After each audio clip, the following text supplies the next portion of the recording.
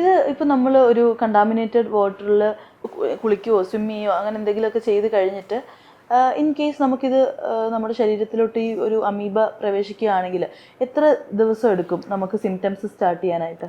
അപ്പോൾ that means ഒരു incubation period എന്ന് പറയുന്നത് 7 to 14 ഡേയ്സ് ആണ് സാധാരണഗതിയിൽ ഏതൊരു അസുഖം വരുമ്പോഴും നമുക്കൊരു അപ്പോൾ ഒരു 7 to 14 ഡേയ്സിൽ നമുക്ക് സിംറ്റംസ് വന്ന് തുടങ്ങാം. പനി, ജലദോഷം, തലവേദന, ഛർദി, ടോക്സിക് ഫീച്ചേഴ്സ് അതെല്ലാം വരുമ്പോഴാണ് നമ്മൾ സാധാരണഗതിയിൽ ഇതിനെക്കുറിച്ചിട്ട് ചിന്തിക്കുന്നത്. പിന്നെ നമ്മൾ അത് സിംറ്റംസ് ആണ്. ഞങ്ങൾ സയൻസ് ആയിട്ട് നോക്കുന്നത് നെക്ക് സ്റ്റിഫ്നെസ് എന്ന് പറയും. അതായത് കഴുത്ത് നമുക്ക് തിരിക്കാൻ പറ്റാകുകയോ കഴുത്ത് മടക്കാൻ ബുദ്ധിമുട്ടുകയോ അങ്ങനെയെല്ലാം വരുമ്പോഴും നമ്മൾ നെക്ക് സ്റ്റിഫ്നെസ് അതൊരു മെനിഞ്ചൈറ്റിസിൻ്റെ ഒരു എന്താ പറയുക സൈനാണ്. അപ്പോൾ അതുണ്ടെങ്കിൽ നമ്മൾ സാധാരണഗതിയിൽ അപ്പം തന്നെ CSF ചെയ്യുന്നതാണ് എപ്പോഴും നല്ലത്. ഈ മെനിഞ്ചൈറ്റിസ് വരുമ്പോൾ പലരും പനിയാണെന്ന് തെറ്റിദ്ധരിക്കാറുണ്ടോ? മെനിഞ്ചൈറ്റിസ് എന്ന് പറയുന്നത് ഒരു ഡയഗ്നോസിസ് ആണ്. അതൊരു അസുഖത്തിൻ്റെ ഡയഗ്നോസിസ്. പനി എന്ന് പറയുന്ന ഒരു സിംറ്റമാണ്. അപ്പോൾ ഒരു പനി പല കാരണങ്ങൾ കൊണ്ട് വരാം. ഫോർ എക്സാമ്പിൾ ടൈഫോയിഡ് ഫീവറിനും പനി വരാം, വൈറൽ ഫീവറിനും പനി വരാം. അപ്പോൾ ഏതൊരു പനിയും മെനിഞ്ചൈറ്റിസ് ആയിക്കൊള്ളണം എന്നില്ല. മെനിഞ്ചൈറ്റിസ് എന്ന് പറയണമെങ്കിൽ മെനിഞ്ചസിന് ഇൻഫ്ലെയിംഡ് ആണെങ്കിൽ മാത്രമേ നമുക്ക് മെനിഞ്ചൈറ്റിസ് എന്ന് പറയാൻ പറ്റുള്ളൂ. ഇപ്പോൾ ഈ ഇൻക്യുബേഷൻ പീരീഡ് കഴിഞ്ഞിട്ട് സിംറ്റംസ് സ്റ്റാർട്ടായി എത്ര ഫാസ്റ്റ് ആയിട്ടായിരിക്കും നമ്മളെ എഫക്റ്റ് ചെയ്യുന്നത്? കുറച്ച് സ്പീഡായിട്ടാണ് അമീബ റിപ്ലിക്കേറ്റ് ചെയ്യുന്നതും സിംറ്റമാറ്റിക് ആയിട്ട് നമ്മുടെ ശരീരത്തിൽ ഉണ്ടാകുന്നതും അതിൻ്റെ ഡിറ്റ്യൂറേഷൻ കുറച്ച് ഫാസ്റ്റ് ആയിരിക്കും. പിന്നെ മെനിഞ്ചൈറ്റിസ് വരുന്ന സമയത്ത് അത് മോശമാവുകയും ചെയ്യുക. തലയുടെ പ്രഷർ കൂടുക, പിന്നെ അതിൻ്റെ ഉള്ളിൽ ഫ്ലൂയിഡ് കളക്ട് ചെയ്യുക, റെസ്പിറേഷൻ്റെ പ്രോബ്ലം വരിക, വെന്റിലേറ്ററിലേക്ക് ഇടേണ്ടി വരിക, ഇതെല്ലാം അതിൻ്റെ ഭാഗമായിട്ട് വരുന്നതാണ്. അപ്പം അത് ഓരോരുത്തരുടെയും ഇതനുസരിച്ചായിരിക്കും. ഇപ്പം ചിലപ്പോൾ ചില ആൾക്കാർ ഇമ്മ്യൂണോ സപ്രസ്ഡ് ആയിരിക്കും. പ്രതിരോധ ശക്തി കുറഞ്ഞ ആൾക്കാർക്ക് അത് കൂടുതൽ പെട്ടെന്ന് വരും. ഈ ഒരു പാനിക് സിറ്റുവേഷൻ പെട്ടെന്ന് ആളുകളിൽ ക്രിയേറ്റ് ആവുമല്ലോ. അതായത് ഓൾറെഡി നമുക്ക് എല്ലാവർക്കും ഇത് അത്യാവശ്യം റെയർ ആണെന്നറിയാം, സർവൈവിങ് റേറ്റ് കുറവാണെന്നറിയാം. അപ്പോൾ ഈ ഒരു പേടി കൂടുന്നതും നമ്മുടെ ശരീരത്തിന് ഇത് മോശമായിട്ട് വേഗം അഫക്റ്റ് ചെയ്യാനായിട്ടുള്ള ചാൻസസ് ഉണ്ടോ? പേടി കൂടുന്നത് സാധാരണഗതിയിൽ നമ്മുടെ ഇമ്മ്യൂണിറ്റി വലിയ കാര്യമായിട്ട് ബാധിക്കില്ല. പക്ഷെ നമ്മളൊരു പാനിക് സിറ്റുവേഷൻ ഉണ്ടാക്കും. അതല്ലാതെ വേറൊരു പേടി കൊണ്ട് മാത്രം കൂടുതൽ നമ്മൾ പേടിക്കുക, അവെയർ ആവുക എന്നുള്ളതാണ് കൂടുതൽ ആവശ്യം. പേടിക്കുന്നതിനേക്കാളും കൂടുതൽ വി ഷുഡ് ബി അവെയർ ആകണം. ഈ സർവൈവിംഗ് റേറ്റ് കുറവാണ് നമ്മൾ പറയുമ്പോഴും ഏതെങ്കിലും കേസസ് ഉണ്ടോ സർവൈവ്? ഐ തിങ്ക് ഇപ്പോൾ റീസെൻറ്റ് റിപ്പോർട്ട്സിൽ 1-2 കേസസ് സർവൈവ് ചെയ്തതായിട്ട് നമ്മൾ കാണുന്നുണ്ട്. അതിൻ്റെ ഡീറ്റെയിൽസ് എനിക്ക് ശരിക്കും പറഞ്ഞാൽ അറിയില്ല. ഇതിപ്പം സർവൈവ് ചെയ്താലും നമുക്ക് കംപ്ലീറ്റ്ലി അതിൽ നിന്ന് സർവൈവ് ചെയ്ത ബാക്ടീരിയ അല്ലെങ്കിൽ അമീബിയ നമ്മൾ കംപ്ലീറ്റ്ലി ഡിസ്ട്രോയ് ചെയ്ത് കഴിഞ്ഞാൽ പെർമനന്റ് ഡാമേജസ് ഒന്നും ബ്രെയിനിന് സംഭവിച്ചിട്ടില്ല എങ്കിൽ that means the patient is going to come out okay. Permanent damages വരുമ്പോഴാണ് സാധാരണഗതിയിൽ മെനിഞ്ചസിന് പെർമനന്റ് ഡാമേജസ് വരുന്നത്. അത് അതൊരു പ്രൊട്ടക്റ്റീവ് കവറിങ് ആണ്.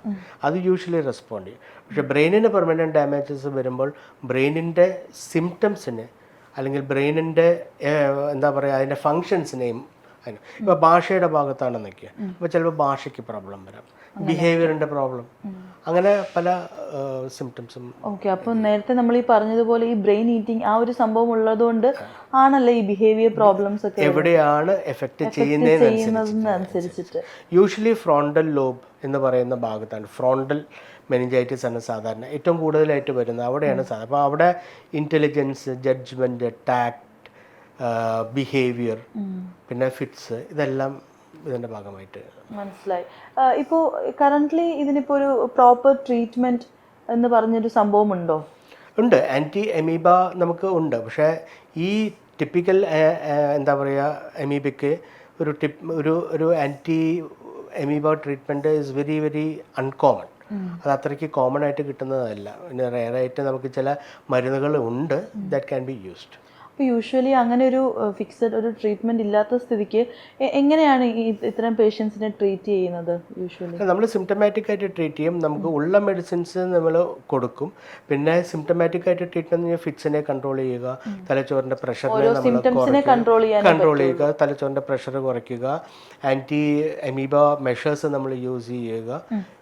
ഇതൊക്കെയാണ് എഡീമ കുറയ്ക്കുക, അതായത് നീർക്കെട്ട് കുറയ്ക്കുക, ഇതെല്ലാം നമ്മൾ ഇപ്പോൾ നമ്മുടെ മെഡിക്കൽ ഫീൽഡ് എന്ന് പറയുമ്പോഴത്തേക്ക് ഓരോ ദിവസവും ഇമ്പ്രൂവ് ആയി വന്നുകൊണ്ടിരിക്കുന്നതാണ്. അപ്പോൾ ഇതിനും ഒരു 100% ക്യൂറബിൾ ആയിട്ടുള്ള ഒരു ട്രീറ്റ്മെൻറ്റ് മെത്തേഡ് വരാനായിട്ടുള്ള chances? Yes, that is probably in the pipe line.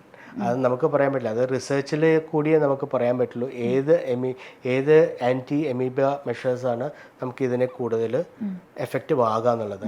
As it is for now, take precautions, be aware. ഇപ്പം നമ്മൾ കേരളത്തിൽ വന്നപ്പോഴാണ് നമ്മൾ ഇതിനെ പറ്റിയിട്ട് അറിഞ്ഞത്. മറ്റ് സ്ഥലങ്ങളിൽ അങ്ങനത്തെ കേസ് സ്റ്റഡീസ് എന്തെങ്കിലും നോക്കിയിട്ടുണ്ടായിരുന്നോ? I am not aware of that. പണ്ട് ഇറ്റ് ഈസ് ഇപ്പോൾ ഈ എന്താ പറയുക, വെള്ളം കുറയുന്ന സമയത്ത്, ഇപ്പോൾ സമ്മറിലുള്ള കണ്ടാമിനേഷൻ കൂടും. അങ്ങനെയുള്ള സമയത്ത് ഇപ്പോൾ കുളത്തിലോ അല്ലെങ്കിൽ അവിടെയൊക്കെ പോയിട്ട് കുളിക്കുന്ന സമയത്ത് ചിലപ്പോൾ ഇത് വരാനുള്ള സാധ്യതകൾ കൂടും. നമ്മുടെ നാട്ടിൽ വെള്ളം അത്രയ്ക്കുള്ളൊരു പ്രോബ്ലം ആയിരുന്നില്ല. ഇപ്പോൾ വെള്ളത്തിന് ക്ഷാമം വരുന്ന സമയത്തായിരിക്കാം ചിലപ്പോൾ കൂടുതലായിട്ട് ഉണക്ക് കാലങ്ങളിലൊക്കെ അല്ലേ. ഇപ്പോൾ നമ്മുടെ നാട്ടിലൊക്കെ കൂടുതലും കണ്ടുവരുന്നതാണ്, ഇപ്പം ഒരു പനിയുടെ സിംറ്റംസ് ഒക്കെ വന്നു കഴിഞ്ഞാൽ ജലദോഷം എന്ന് മനസ്സിലാക്കിയിട്ട് ഒരു ഡോളോ പാരസെറ്റമോൾ ഒക്കെ കഴിക്കുന്നത്. അപ്പോൾ ഇത്തരം മെഡിസിൻസ് കഴിക്കുമ്പോഴത്തേക്ക് നമ്മുടെ സിംറ്റംസിനെ അത് അടക്കി വെച്ചിട്ട് ശരിക്കുമുള്ള അസുഖം ഡയഗ്നോസ് ചെയ്യാൻ വൈകുന്നതായിട്ട് തോന്നിയിട്ടുണ്ടോ? ഏതൊരു പനി വരുമ്പോഴും നമ്മൾ തുടക്കത്തിൽ പാരസെറ്റമോൾ അല്ലെങ്കിൽ വാട്ടെവർ ഇപ്പോൾ എന്തെങ്കിലും കഴിക്കും. പനി കുറയ്ക്കുമെന്നുള്ളൂ, താപം കുറയ്ക്കുമെന്നുള്ളൂ. ഇപ്പോൾ ഫോർ എക്സാമ്പിൾ വൈറൽ ഫീവറാണ് അല്ലെങ്കിൽ കോവിഡ് ആണെങ്കിൽ നമ്മൾ പനി കുറയുന്നു എന്ന് മാത്രമല്ല, ഇൻഫെക്ഷൻ മാറുന്നില്ല. ഇപ്പോൾ 1-2 ദിവസം കഴിഞ്ഞിട്ടും പനി മാറാതിരിക്കുകയോ അല്ലെങ്കിൽ കൂടുതൽ സിംറ്റംസ് വരികയോ കൂടുതൽ പ്രോഗ്രസീവായിട്ട് അത് മാറുകയോ അങ്ങനെ വരുമ്പോൾ ഇറ്റ് ഈസ് പെർട്ടിനൻറ്റ് ദാറ്റ് അതൊരു ഡോക്ടറെ കാണിച്ചിട്ട് അത് എന്തുകൊണ്ടാണ് മാറാതെ നിൽക്കുന്നത്, വേറെ വല്ലതും നമ്മൾ മിസ് ചെയ്യുന്നുണ്ടോ എന്നുകൂടി നമ്മൾക്ക് നോക്കേണ്ടതായിട്ടുണ്ട്. പ്രത്യേകിച്ച് ഈ ഇമ്മ്യൂണോ സപ്രസ്ഡ് ആയിട്ടുള്ള ആൾക്കാർ, പ്രതിരോധ ശക്തി കുറയുന്ന ആൾക്കാർ, ഡയബറ്റീസ് ഉള്ള ആൾക്കാരൊക്കെ ഇതിൽ സൂക്ഷിക്കേണ്ടതാണ്. മനസ്സിലായി. നമ്മൾ ഏർലി ഡയഗ്നോസ് ചെയ്യുന്നത് എത്രത്തോളം ലൈഫ് സേവിങ്ങിന് ഇമ്പോർട്ടൻ്റ് ആയിരിക്കും? ഏതൊരു അസുഖവും ഏർലി ആയിട്ട് നമ്മൾ കണ്ടുപിടിച്ചു കഴിഞ്ഞാൽ treatment will be more effective. ഇപ്പോൾ ട്രീറ്റ്മെൻറ്റ് ഇല്ലാത്തൊരു അസുഖത്തിനെ നമുക്ക് ഏർലി കണ്ടുപിടിച്ചാലും എങ്കിലും നമുക്ക് കുറേ എല്ലാം ഇത് മാനേജ് ചെയ്യാൻ പറ്റുന്നതാണ്. അപ്പോൾ ഈ അവെയർ ആയിട്ട് കൂടുതലായിട്ട് നമ്മൾ പരിശോധനകൾ നടത്തി കഴിഞ്ഞാൽ നമ്മൾ ഇത് കണ്ടുപിടിക്കാൻ എളുപ്പമാകും.